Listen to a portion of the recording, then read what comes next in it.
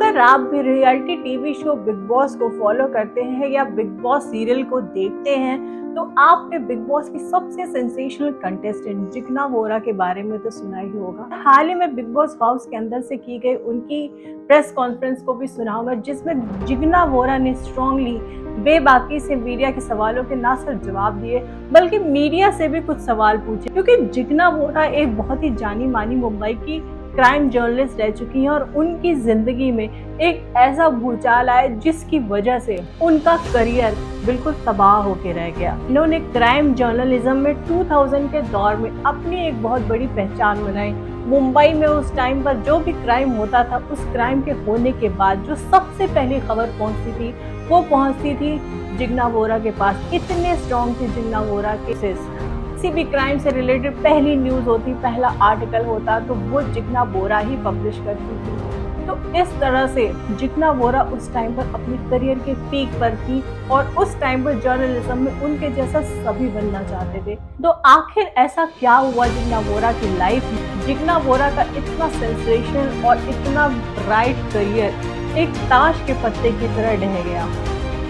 इसके पहले कि हम जिग्ना वोरा के इंसिडेंट के बारे में बात करें, हम बात कर लेते हैं उस मेन कैरेक्टर की जिसकी वजह से जिग्ना वोरा इस सिचुएशन में पहुंची। कहानी शुरू होती है 1980s के बहुत ही जाने माने क्राइम जर्नलिस्ट ज्योतिर्मय डे से। ज्योतिर्मय डे, जिनको लोग डे नाम से भी जानते थे, मिडडे न्यूज़पेपर के लिए क्राइम जर्नलिस्ट का काम किया करते थे। वो अपने काम में बहुत ही माहिर माने जाते थे। उनके सोर्सेज, उनके द्वारा लिखे गए आर्टिकल्स, उनके जैसा करियर पाथ सारे जर्नलिस्ट अवेल करने की ट्राई किया करते थे या हमेशा इच्छा रखा करते थे कि अगर हमें जर्नलिज्म में किसी की तरफ बनना है तो वो जेडे हैं। जेडे के कलीग्स का कहना है कि जेडे वैसे तो अपनी पर्सनल लाइफ में बहुत ही ज़्यादा शांत नेचर के थे, बहुत काम थे और बहुत सीक्रेटिव भी थे। कभी भी अपनी पर्सनल लाइफ को किसी से डिस्कस नहीं किया करते थे। वो अपनी पर्सनल लाइफ में या अपने नेचर में जितने ज़्यादा काम हुआ करते थे, कंपोज हुआ करते थे, उतनी ही ज़्यादा बेबाकी से, उतनी ज़्यादा फ्रैंकनेस से वो अंडरवर्ल्ड के बारे में लिखा करते थे। चाहे वो छोटा राजन हो, चाहे वो दाऊद हो, वो सब के बारे में नए नए आर्टिकल छापा करते थे, नई नई न्यूज़ को रिवील किया करते थे। इस बात से डरते नहीं थे कि अगर वो अंडरवर्ल्ड के बारे में इतनी इंफॉर्मेशन पास करेंगे या इतना ज़्यादा लिखेंगे तो उनकी जान को खतरा हो सकता है। उन्होंने कई पुलिस और माफिया के रिलेशन, कई माफिया और लीडर्स के रिलेशन को भी उजागर किया था, जिसकी वजह से कई पॉलिटिकल लीडर्स और कई पुलिस ऑफिसर्स को भी अपनी डिपार्टमेंटल इंक्वायरी का सामना करना पड़ा था और कुछ को तो नौकरी से ही हाथ धोना पड़ा था। ये बात है 11 जून 2011 की, जब जेडे अपनी माँ से मिलकर के, जो कि घाटकोपर में रहती थी, अपने घर को वापस आ रहे थे और जेडे उस समय बाइक पर सवार थे। तभी पवई इलाके में पहुंचते ही 4 लोगों ने उनके ऊपर 5 राउंड फायर कर दिए और जब उनको हीरानंदानी हॉस्पिटल ले जाया गया तब वहां पर उनको डेड ऑन अराइवल घोषित कर दिया गया।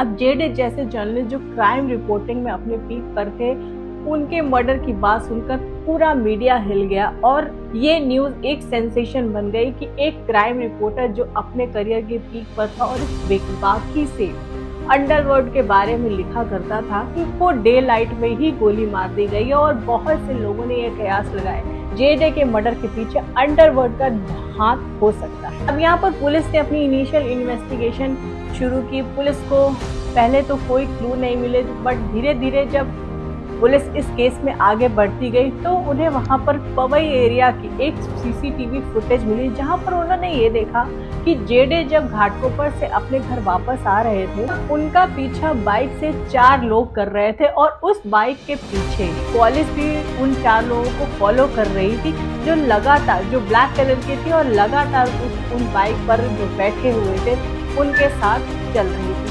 क्योंकि ये सीसीटीवी फुटेज बहुत ही ज़्यादा क्लियर नहीं थी, इस वजह से पुलिस को हत्यारों का चेहरा नहीं दिख पाया। फिर धीरे धीरे और इन्वेस्टिगेशन बढ़ती गई, तब जाकर के पुलिस ने 7 लोगों को गिरफ्तार किया। इन 7 लोगों में से 2 लोग पुलिस को ऐसे मिले जो छोटा राजन गैंग को बिलोंग करते थे। इसमें से सबसे पहला नाम था अरुण डाका और दूसरा था सतीश कालिया। सतीश कालिया एक शार्प शूटर हुआ करता था और वहीं अरुण डाका बाइक को चला रहा था। सतीश कालिया छोटा राजन गैंग का एक बहुत ही अच्छा शार्प शूटर था और उसी ने जे.डे पर गोलियां चलाई थी। इनको इंक्वायर किया गया, इनको इन्वेस्टिगेट किया गया, इनके बयान लिए गए। तब इन्होंने अपने बयान में ये कहा कि जब उन्होंने जे.डे के ऊपर 5 गोलियां चलाई और वहां से चले गए, तब उन्होंने जाकर के टीवी में ये न्यूज़ देखी। तब उन्हें पता चला कि उन्होंने एक बहुत ही बड़े क्राइम रिपोर्टर की हत्या कर दी है और इस बात से वो थोड़े डर से गए। तब उन्होंने छोटा राजन को फोन किया और छोटा राजन ने उनसे ये कहा कि आप थोड़े दिन के लिए अंडरग्राउंड हो जाओ, डरने की कोई बात नहीं है, मैं सारी सिचुएशन को हैंडल कर लूंगा। जब मुंबई पुलिस इन 7 लोगों को इन्वेस्टिगेट कर रही थी, तब एक नया नाम सामने आया जो कि था विनोद असरानी। विनोद असरानी एक बुकी, एक मैच फिक्सर का काम करता था। तब उसका इन्वॉल्वमेंट मैच फिक्सिंग में हुआ करता था उस टाइम पे। ऐसा कहा जाता है कि वो जे.डे का एक सोर्स था। जे.डे अपनी क्राइम रिपोर्टिंग में अंडरवर्ल्ड की जो न्यूज छापा करते थे वो विनोद असरानी ही उनको दिया करता था और विनोद असरानी ने ही उन शूटर्स को जे.डे को आइडेंटिफाई कराया था। इसमें इन्वेस्टिगेशन चलती रही। 5 महीने के बाद 25 नवंबर 2011 को मुंबई पुलिस पहुंची जिग्ना वोरा के ऑफिस, जो कि उस समय एशियन एज न्यूज़पेपर की डिप्टी ब्यूरो चीफ थी। जिग्ना वोरा जो कि एक सिंगल मदर थी और अपनी माँ के साथ रहा करती थी।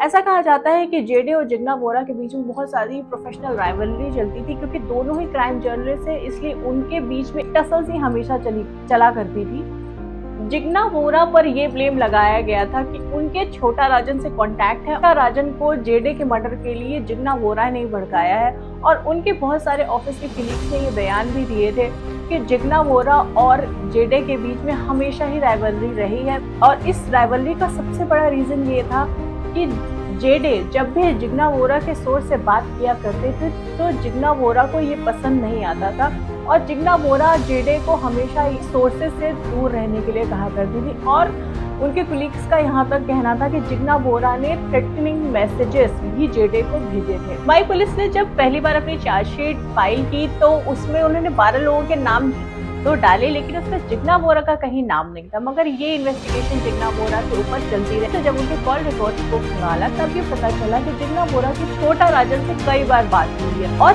कई लोगों ने ये भी बयान दिया कि 31 मई और 2 जून को लिखे गए आर्टिकल ही जे.डे के मर्डर का सबसे बड़ा रीजन बने ये, और जिग्ना ने ये आर्टिकल छोटा राजन को ईमेल के थ्रू भेजे थे, क्योंकि छोटा राजन से जिग्ना वोरा के बहुत अच्छे कॉन्टैक्ट थे। अब जब मुंबई पुलिस ने जिग्ना वोरा के एचआर डिपार्टमेंट से इंक्वायरी की तब वहां पर एक बात सामने आई कि जे.डे के मर्डर के एक दिन पहले ही जिग्ना वोरा हॉलिडे पर चली गई थी, जबकि उनकी लीव को एचआर डिपार्टमेंट ने अप्रूव भी नहीं किया था, लेकिन तब भी वो बिना अप्रूवल के ही लीव पर चली गई। अब पुलिस ने ये अंदाजा लगाया कि शायद जिग्ना वोरा इंसिडेंट के दिन इस शहर में नहीं रहना चाहती थी, इसलिए ही वो हॉलिडे पर जाने की इतनी जल्दी में थी। इन्हीं सब बयानों के चलते जिग्ना वोरा को मुंबई पुलिस ने फरवरी 2012 में मकोका में चार्ज किया और जे.डे मर्डर केस में उनको जेल भेज दिया गया। ये केस फर्दर चलता रहा और 25 नवंबर 2012 को जिग्ना वोरा को सिंगल मर्डर होने के नाते उस ग्राउंड पर बेल मिल गई। इस केस का ट्रायल फिर भी आगे चलता ही रहा। 2015 में जब छोटा राजन को इंडिया लाया गया तब छोटा राजन ने अपने बयान में ये बताया कि जे.डे मर्डर उसी ने करवाया है। उसका सबसे बड़ा रीजन है कि जे.डे की राइटिंग्स छोटा राजन को बिल्कुल पसंद नहीं आती थी। वो छोटा राजन को अपनी राइटिंग्स में, अपनी बुक्स में, अपने आर्टिकल्स में बहुत छोटा दिखाया करता था और उनकी एक सीरीज थी जिसका नाम था रैग्स टू रिचेस और जिसका हिंदी में मतलब होता है चिंदी से लेकर राजा तक। और ये चिंदी शब्द छोटा राजन को हमेशा से अखरता रहा और इन्हीं सब बातों के चलते छोटा राजन ने जे.डे को शूट करवाया था। और अपने इस बयान में छोटा राजन ने कहीं पर भी जिग्ना वोरा का इन्वॉल्वमेंट से इनकार कर दिया और जिग्ना वोरा का नाम इस केस से हमेशा के लिए हट गया। 2018 मई में जिग्ना वोरा को कोर्ट ने फ्री कर दिया।